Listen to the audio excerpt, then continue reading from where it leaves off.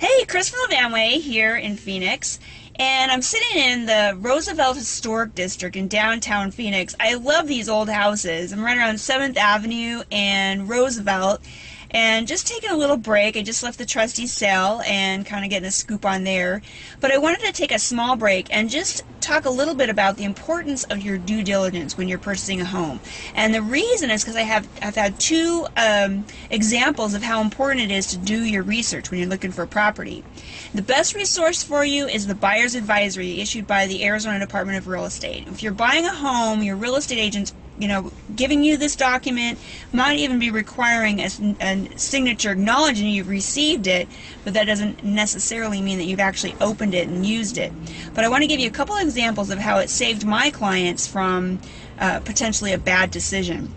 My first client, we were looking at a real competitive price range below $100,000 for a single family home, and we came across an absolute steal. This house was in great condition, absolutely adorable, had been on the market for over a month, which was kind of unbelievable, and she was thinking of putting in an offer. So we've been looking and not finding anything.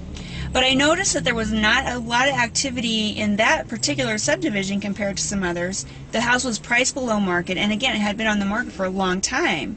So she went and looked on the Buyer's Advisory and looked up the registry for sex offenders and found that there was a Category 3 sex offender living right around the corner from the property.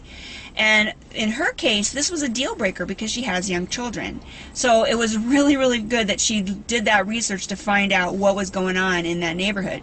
Another client was looking in a property and actually had the offer in, but was kind of researching and finding out about the neighborhood, and discovered that this was a neighborhood that was kind of vulnerable for fissures. Down in Queen Creek, there's an area that has a lot of problems with fissures.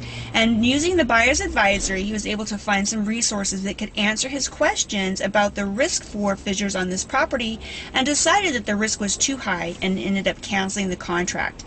So these are two excellent examples of how this document can help you determine if the property is a good deal or not. In both cases, they were getting the properties for really good prices, but there was some factors that would have made the deals not so good if they had gone through with them.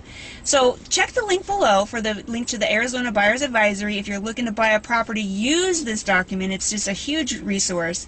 And if you have any questions or comments, shoot me an email at kristen@hereinphoenix.com. I'd love to hear from you. Make it a great day.